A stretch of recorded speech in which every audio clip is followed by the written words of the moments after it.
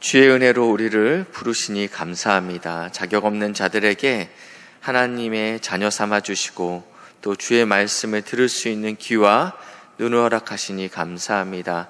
성령 하나님 친히 말씀하셔서 우리가 들어야 될 말씀 잘 듣고 마음에 새길 수 있도록 은혜를 부어 주시옵소서.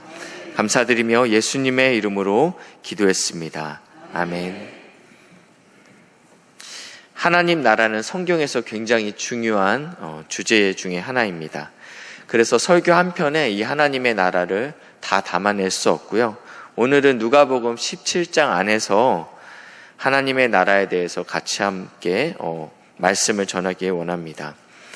예수님께서 사역을 시작하실 때 제일 먼저 하신 말씀이 마가복음 1장 15절 말씀인데요. 때가 찼고 하나님의 나라가 가까웠으니 회개하고 복음을 믿으라. 사역을 시작하시면서 예수님께서 지금 이 말씀으로 포문을 열게 됩니다. 그리고 나서 예수님께서 부활하시고 제자들과 함께 이 땅에서 40일간 머무시면서 역시 하나님의 말씀에 대해서 가르치셨다라고 표현하고 있습니다. 사도행전 1장 3절 말씀인데요. 우리 한번 같이 읽겠습니다. 시작. 그가 고난을 받은 후에 또한 그들에게 확실한 많은 증거로 친히 살아계심을 나타내 40일 동안 그들에게 보이시며 하나님 나라의 일을 말씀하시니라. 아멘. 그가 십자가를 당하신 후에 또 그들에게 확실히 많은 증거로 내가 부활했다라는 것들을 나타나셨죠. 그리고 나서 이 제자들에게 하나님 나라의 일을 말씀하셨다. 그러니까 예수님께서 사역을 시작하시면서부터 마지막 승천하실 때까지 하나님 나라에 관해서 말씀하셨다라고 성경에 기록하고 있습니다. 또한 예수님의 제자들이 예수님에게 주님 우리에게도 기도를 알려주십시오라고 말씀하실 때 주님이 가르쳐 주신 기도에도 나라가 임하옵시며 뜻이 하늘에서 이루어진 것 같이 땅에서도 이루어지기를 기도하라라고 말씀했습니다. 하나님의 나라가 이 땅 가운데 임하기를 기도하라고 말씀하셨는데 하늘의 뜻이, 이 하늘의 뜻은 하나님의 뜻, 하나님의 통치, 하나님의 다스림을 의미하고 있습니다. 그러니까 이미 하늘에서는 하나님의 의지와 그의 뜻이 이미 드러나고 있었죠. 그러고 있는데 그 하나님의 통치와 다스림이 우리가 살고 있는 이 땅 가운데서도 드러나기 위해서 기도해야 된다. 그것이 나라가 하나님의 나라가 이 땅 가운데 임하는 것이다.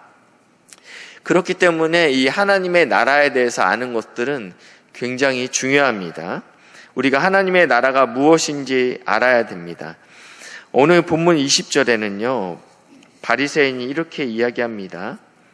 바리새인들이 하나님의 나라가 어느 때 임하나이까 묻거늘.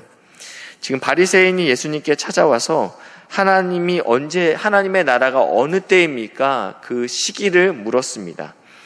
그들은 하나님의 나라는 어떤 나라입니까? 라고 묻지 않았어요. 이미 그들 안에는 하나님의 나라가 어떤 나라일 것이다 라는 확고한 믿음이 있었던 것 같습니다. 그렇기 때문에 이들은 하나님의 그 시기가 알고 싶다라는 것입니다. 이들이 알고 있었던 하나님의 나라는 당시 유대는 로마 제국에 지배되어 있는 상황이었죠. 그렇기 때문에 이들을 절망과 불행으로부터 독립시켜줄 그런 메시아가 필요했습니다. 이들을 다윗의 시대 왕국처럼 이들을 회복시켜주는 메시아가 필요했다라는 것입니다. 구원자 메시아가 오면 큰 군대를 이끌고 로마로부터 이스라엘을 독립시킬 거라는 믿음이 이들 안에 있었습니다. 이것이 이들이 생각하는 하나님의 나라입니다. 비단 바리새인뿐만 아니라 그 유대인들 안에 이러한 사상들이 가득 있었습니다. 그리고 심지어 제자들도 같은 질문을 하게 됩니다. 사도행전 1장 6절 말씀입니다. 그들이 모였을 때 예수께 여쭈어 이르되 주께서 이스라엘 나라 회복하심이 이때니까 하니. 이것은 예수님께서 십자가에 죽으시고 부활하시고 나서의 이야기입니다. 지금 제자들은 예수의 부활을 목도했습니다. 그리고 나서 그들이 지금 하는 질문이 우리가 찾던 메시아가 죽으실 뿐만 아니라 부활하셨으면 너무나 확실한 증거이죠. 이제는 주님 이스라엘을 회복시키시겠습니까? 로마로부터 우리나라를 독립시키시겠습니까? 이 질문을 한다라는 것입니다. 직접 택하신 사도들조차 하나님의 나라를 정확히 알지 못했습니다. 이러한 하나님의 나라에 대한 공통된 오해가 있었다라는 것입니다. 제자들도 그렇고 바리새인들도 그렇고 자신들이 생각한 하나님 나라는 물리적으로 이스라엘을 로마의 압제로부터 해방시켜주는 그런 왕국을 기대했다라는 것입니다. 21세기를 사는 기독교인들도 하나님의 나라에 대한 이러한 오해들이 있습니다. 어떠한 하나님의 나라는 제도적인 변화로부터 일어날 것이다 라는 오해입니다. 그렇기 때문에 우리는 이 세상 가운데 하나님의 나라를 만들어야 된다. 가시적으로 우리가 드러나야 된다. 국가적으로, 제도적으로 어떠한 변화를 주어야 된다. 그래서 선한 의미를 가지고 미션 스쿨을 시작합니다.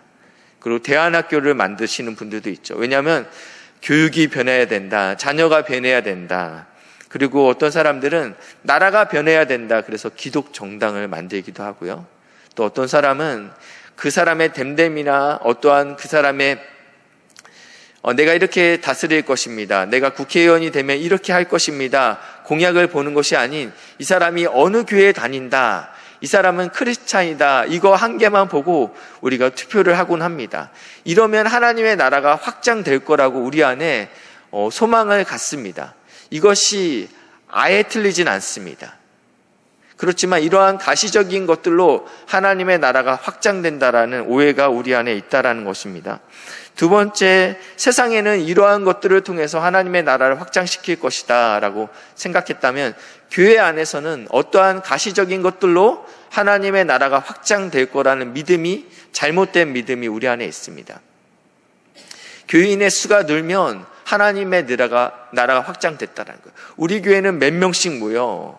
그리고 올해보다 내년이 더 많이 모일 거야. 그래서 우리의 하나님의 나라가 확장됐다라는 믿음이 우리 안에 있기도 하고요. 아니면 거치는 헌금을 통해서 헌금의 액수가 작년보다 예산이 늘었어. 하나님의 나라가 확장됐어라는 오해들. 이러한 오해들이 우리 안에 있다라는 것입니다. 하나님의 나라는 그렇게 가시적으로 어떠한 물리적으로 아니면 제도권 안에서 일어나지 않는다라고 예수님께서 제자들에게 지금 말씀하고 있습니다. 20절 하반절인데요. 하나님의 나라는 볼 수 있게 임하는 것이 아니다. 너희가 생각하듯이 로마의 정권을 뒤집어서 하나님의 나라가 임하는 것이 아니다. 또 여기 있다 저기 있다가도 못하리니 하나님의 나라는 어디 있냐면 너희 안에 있다. 근데 지금 이 이야기는 예수님께서 바리새인들에게 하고 있다라는 것입니다. 너희 안에 있다, 너의 마음 가운데 있다라고 이야기하는 것 같진 않습니다. 바리새인들이 이 신약에 나와 있는 이 바리새인들은 예수님을 넘어뜨리려 하고 예수님을 시험하려고 하고 당신이 진짜 메시아라면 우리에게 어떠한 증명을 보여주십시오라고 늘 도전했던 사람들이기 때문입니다. 너희 안에 있다라는 말씀은요, 공동 번역에는요, 하나님의 나라가 너희 가운데 있다라고 표현하고 있습니다. 지금 이 상황을 잘 이렇게 상상해 보시면 지금 바리새인들이 예수님께 찾아와 질문을 하고 있습니다. 둘러싸서 질문을 하고 있죠. 하나님의 나라는 어느 때입니까? 라고 질문할 때 하나님 나라는 보이는 나라가 아니야. 여기 있다 저기 있다 하지 말고 지금 여기 있네 라고 말씀하는 거예요. 너희의 마음속보다는 바리새인 사이에 둘러싸여 있는 예수님 자신에 대해서 말씀하고 있다라는 것입니다. 그리스도의 임재가 있는 곳에는 하나님의 나라가 있다라는 의미입니다. 두세 사람이 내 이름으로 모인 곳에는 나도 그들 중에 있느니라. 하나님 나라가 그들 가운데 임했다라는 것입니다. 주님은 바리새인들에게 이렇게 말씀하시는 것 같아요. 너희는 지금까지 하나님의 나라를 기다렸고 지금 그 나라를 보고 있다. 예수를 보고 있다라는 거죠. 하나님 나라가 너희 가운데 있는데도 보이지 않느냐? 하나님의 나라는 예수 그리스도의 임재와 능력과 함께 이미 임했다라고 예수님이 선포하고 있습니다. 누가복음 11장 20절에는요, 말 못하게 하는 귀신 들린 사람이 있습니다. 근데 예수님께서 이 귀신을 내쫓습니다. 그러니까 사람들이 수근수근거립니다. 귀신의 왕 바알세불에 힘입어서 귀신을 내쫓았네 라고 이야기합니다. 그때 예수님께서 11장 20절에 이렇게 말씀하고 있어요. 내가 만일 하나님의 손을 힘입어 귀신을 내쫓아낸다면 하나님의 나라가 이미 너희에게 임하였느니라. 그러니까 이 현상을 보면 하나님의 나라가 임한 줄 믿어라. 이미 임하였다라고 하나님의 나라가 이미 임했다라고 말씀하고 있습니다.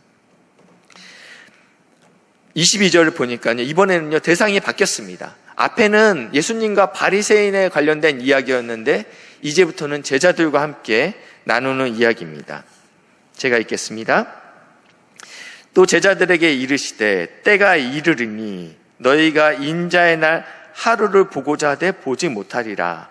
지금 예수님께서 제자들에게 어떠한 때에 대해서 이야기하는데 너희가 그때를 보지 못할 거야. 인자의 때를 보지 못할 거야 라고 표현하고 있습니다. 이 인자의 날은 오늘 본문 문맥 안에서 계속 등장하는데요. 24절에 인자도 자기의 날에, 26절에도요. 인자의 때에도, 그리고 30절에 인자가 나타나는 날에도, 그러니까 여기서 말하는 인자의 날은요, 예수 그리스도의 재림을 의미하고 있습니다. 근데 그러니까 물리적으로 아직 일어나지 않는 미래의 일이기 때문에 제자들도 이것을 보지 못할 것이다 라고 이야기하고 있습니다. 제자들은 예수님과 함께 동행했고요. 예수님이 표적을 일으키시는 그 현장에도 함께 있었습니다. 귀신을 내쫓는 그 현장에도요. 귀신을 내쫓는 그 현장에는 이미 하나님의 나라가 임했다라고 표현하고 있는데 누가복음 22장 18절 말씀인데요. 내가 너희에게 이르노니 하나님의 나라가 임할 때까지, 이렇게 표현하고 있습니다. 누가복음 11장에는 같은 누가복음입니다. 귀신을 쫓아내는 것을 보면 하나님의 나라가 이미 임했다라고, 이미 완료형으로 쓰였는데 여기서는 지금 22장은 시간적으로 더 지난 시간인데도 아직 임하지 않았다라고 표현하고 있어요. 뭔가 논리적으로 모순이 있는 것 같아요. 한 곳에서는 하나님의 나라가 이미 임했다, 여기 임했다, 이 바리새인들 사이에 나 예수가 여기 임함으로 하나님의 나라가 임했다라고 표현하고 있는데 지금 제자들에게, 그 역사를 본 제자들에게는 아직 하나님의 나라가 임할 때까지라고 표현하고 있다는 것입니다. 모순되는 것처럼 보이지만 이것은 이런 의미입니다. 마치 유대인의 약혼과 같습니다. 유대인들은 약혼을 하게 되죠. 저희도 예전에 약혼의 문화가 있었겠지만 유대인의 결혼 안에는 반드시 약혼이 선행됩니다. 법적인 부부가 된다라는 의미입니다. 법적인 부부가 되지만 이들은 아직 결혼 생활을 할 수 없습니다. 신부는 부모님 댁에 머물면서 신랑이 결혼 준비를 마칠 때까지 어떠한 일을 하냐면 신랑 집안의 가풍을 익히는 역할을 하죠. 우리 남편이 어떠한 반찬을 좋아하는데 그러면 이제 그 가풍을 익히는 거예요. 그 시간 동안요. 가만히 있는 것이 아니고 기다리는 것이죠. 그렇기 때문에 이 시간은 긴장할 수밖에 없는 시간이에요. 아직 완전한 결혼이 완성된 것이 아니기 때문에 계속적으로 나는 이제 약혼했으니까 끝, 나는 이제 끝이야 라고 생각하는 신부는 아무도 없어요. 이때부터 준비하잖아요. 결혼식을 준비하죠. 다이어트도 하게 되고요. 그리고 관련된 음식 연습도 하게 되고요. 이런 것들을 준비하는 시간이 바로 약혼 시간이라는 것입니다. 결혼을 안 했나요? 아닙니다. 했습니다. 그렇지만 아직 완성되지 않는 그런 간극이 있다는 것입니다. 긴장이 있죠. 과정 가운데 있기 때문에 마치 성도의 삶이 이렇다라는 거예요. 하나님의 나라가 이미 임했습니다. 그리고 아직 완성되지 않았습니다. 그래서 이것을 우리는 신학적인 용어로는 종말이라고 씁니다.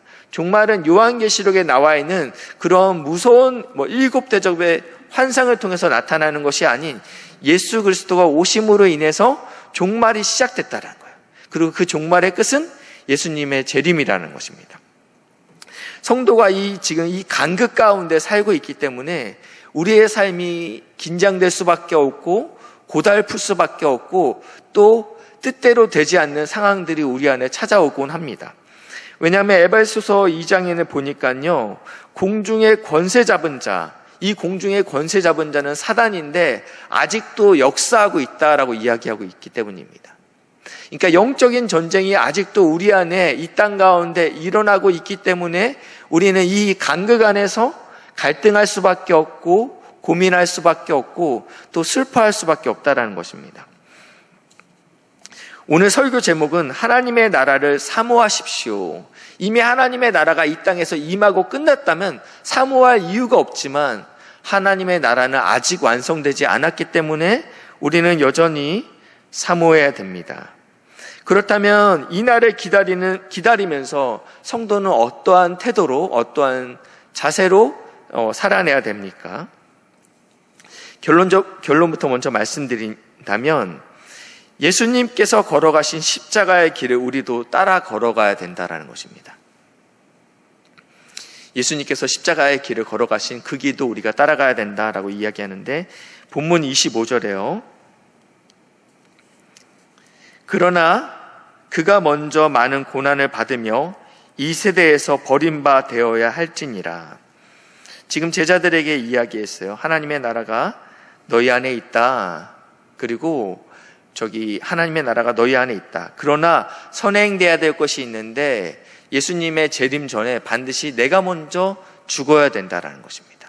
내가 십자가에서 고난당하고 죽어야 된다라는 이야기를 예수님께서 하시고 있습니다. 예루살렘에서 당하실 고난과 지셔야 할 십자가에 대한 말씀을 하고 있습니다. 이 땅에서의 고난은 영광스러운 재림 전에 예수님께서 반드시 거쳐야 할 과정이라는 것입니다.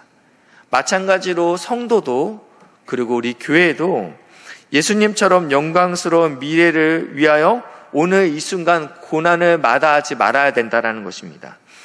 교회는 좁은 길을 걸어야 된다는 것입니다. 성도는 날마다 십자가에서 자신을 부인하는 삶을 살아야 된다는 것입니다. 그래야지 예수님이 받으셨던 그 영광스러운 그 부활도 함께 누릴 것이다 라고 이야기하고 있는데 이러한 일들이 이 땅에서도 일어납니다. 중국의 지하 교회들이 심각하게 박해 가운데 있습니다. 예수를 믿지 못하게 하죠. 심지어 선교사들이 복음을 전할 수 없죠. 너희들은 외국인, 특별히 한국인들한테만 복음을 전해야 돼. 중국인한테 복음을 전하면 안 돼. 이것이 공식적인 룰입니다.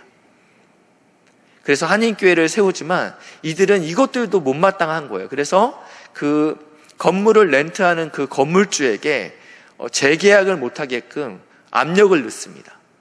실제적으로는 종교에 핍박이 없는 것 같지만 외국인들한테는요. 이들이 한인교회가 다시 나 2년 더 연장하고 싶습니다. 그러면 집주인이 연장을 안 해줘요. 왜냐하면 정부로부터 이 건물주가 압력을 받기 때문입니다. 그러니까 교회가 흩어지게 되죠. 무너지게 되죠. 그리고 목사들에게는 종교 비자를 연장해 주지 않습니다. 이러한 일들이 있습니다. 마찬가지로 근데 그 현지인들을 얼마나 더 심하겠습니까? 엄청난 박해 가운데 있습니다. 그럴수록 이 지하에 있는 중국의 교회들이 불일 듯이 일어난다라는 것입니다. 예루살렘 교회가 핍박 가운데 있었습니다. 근데 이게 효력이 있어 보입니다. 가시적으로는 능력이 나타난 것 같습니다. 그렇지만 예루살렘에 있던 성도들이 흩어짐으로 인해서 사마리아와 땅끝까지 하나님의 복음이 확장됐다는 것이에요. 교회는 가시적으로 무너질 수 있습니다. 제도권에 보이는 그러한 것들은 무너질 수 있지만 하나님의 나라는 어떻게 되냐면 확장됐다라는 것입니다. 33절에 저희가 읽지 않았지만 33절에는요. 예수님께서 영적 원리를 우리에게 알려주세요. 무릇 자기 목숨을 보존하고자 하는 자는 잃을 것이요 잃는 자는 살리라. 예수님이 그러하셨듯이 성도인 우리도 제자인 우리도 우리의 목숨을 보존하고자 하면 죽는다. 그렇지만 내 목숨을 아까워하지 않고 하나님의 나라를 위해서 그 복음을 위해서 말씀 때문에 아까워하지 않는다면 반드시 살 것이다 라고 말씀하고 있다는 것입니다. 하나님의 나라가 확장되려면 교회가 말씀에 의지하여서 좁은 길로 가야 되고, 자기를 부인하고 예수의 십자가를 짊어지는 길을 일상의 삶에서 살아내야 된다, 따라가야 된다라고 이야기합니다. 17장 마지막 절에는요, 한번 같이 읽어볼까요? 17장 마지막 절 같이 읽겠습니다. 시작. 그들이 대답하여 이르되 주여 어디 오니까? 이르시되 주검이 있는 곳에는 독수리가 모이느니라 하시니라. 아멘. 제자들이 이야기합니다. 바리새인들은 하나님의 때가 언제입니까? 라고 질문했다면, 지금 제자들은 이 이야기를 다 듣고 나서 질문이 좀 바뀝니다. 어디옵니까? 이 앞에 이제 주어가 빠졌던 것 같아요. 하나님의, 지금 문맥 안에서는 하나님의 나라에 대한 이야기를 계속적으로 했습니다. 하나님의 나라가 임하는 곳은 그러면 어디입니까? 근데 예수님의 답이 이겁니다. 주검이 있는 곳에 독수리가 모이느니라. 되게 알쏭달쏭한 이야기를 합니다. 시체가 있는 곳에 독수리가 모이지 않느냐? 하나님의 나라가 임하는 곳은 교회가 부인되는 곳, 교회가 자신을 죽이고 십자가에 못 박힌 삶을 사는 곳에 하나님의 나라는 확장되고 임할 것이다 라고 이야기합니다.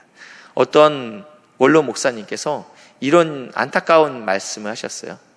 한국교회의 가장 큰 문제는 말씀대로 살아내다가 망하는 교회가 없는 것이 가장 큰 문제이다.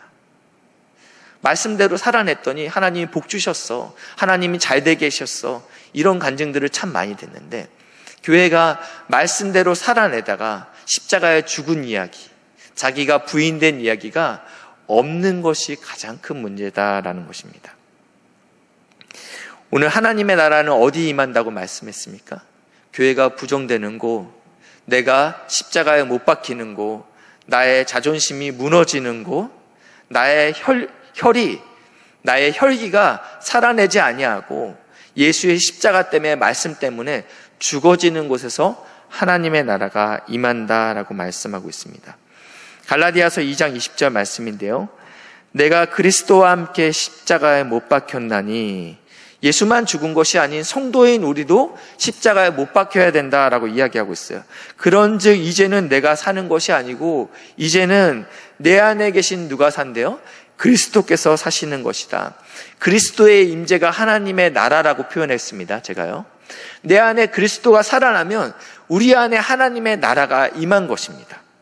이제는 내가 육체 가운데 사는 것이 아니요. 우리는 지금 살아있잖아요. 육체가요. 이건 덤으로 살아내는 인생이죠. 이제는 왜 살아내냐면 나를 위하여 자신을 버리신 하나님의 아들을 믿는 믿음 안에서 사는 것이다. 이제는 내가 사는 것은 내 삶을 통해서 하나님의 통치가, 그리고 하나님의 다스림이 하나님의 방법으로 이 땅 가운데서 살아내는 것이다 라고 말씀하고 있습니다. 사랑하는 우리 귀한 믿음의 성도 여러분, 그리고 저를 포함해서 우리 모든 성도 여러분, 우리의 매일의 삶이 십자가 앞에서 예수님과 함께 못 박히는 복된 은혜가 있길 주님의 이름으로 축복합니다. 기도하시겠습니다. 내가 그리스도와 함께 십자가에 못 박혔나니 그런즉 이제 내가 사는 것이 아니오 오직 내 안에 예수께서 사시는 것이라. 주님, 매일의 삶 가운데 주님과 함께 십자가에 못 박히게 하시고 나의 일상 가운데 하나님의 나라가 일어나는 복된 은혜를 허락하여 주시옵소서. 감사드리며 예수님의 이름으로 기도했습니다. 아멘.